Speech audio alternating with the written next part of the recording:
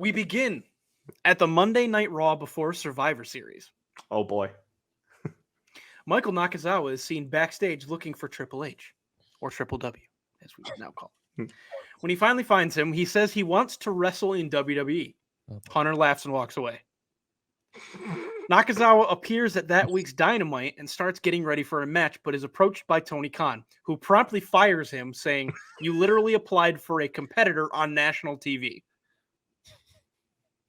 Nakazawa then appears on the opening segment of Friday's Impact taping, asking for a job.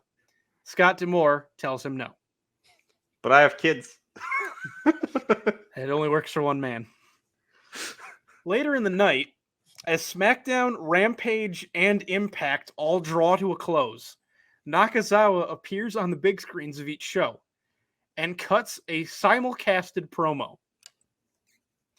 He says he's tired of being underrated and written off by everyone everywhere. He says he's been written off a lot in his career, but this time he's not writing back. Yes. You'd appreciate that.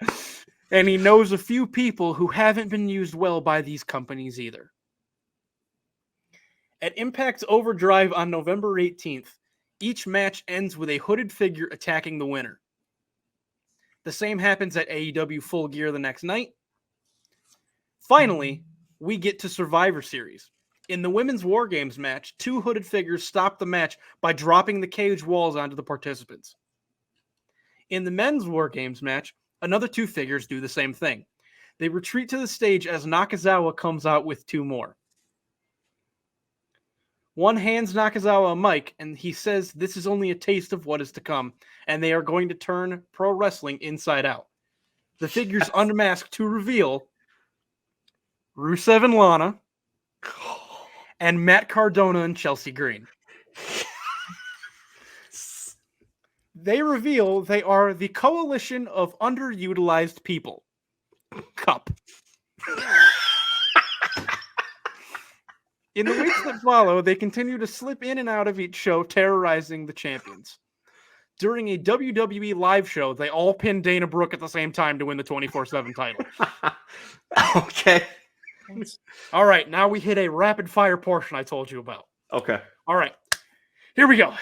At NXT Deadline, Green and Lana challenge Carter and Chance for the women's tag titles and win.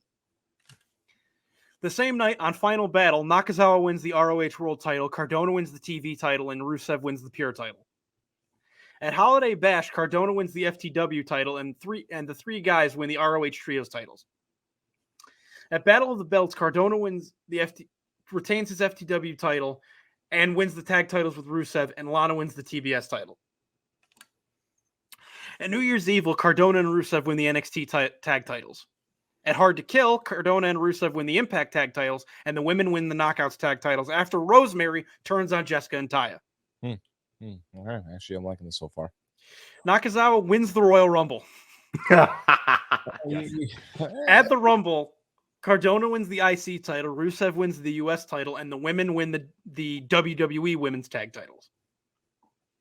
At Vengeance Day, Nakazawa wins the NXT title, Green wins the women's title, and Rusev wins the North American title.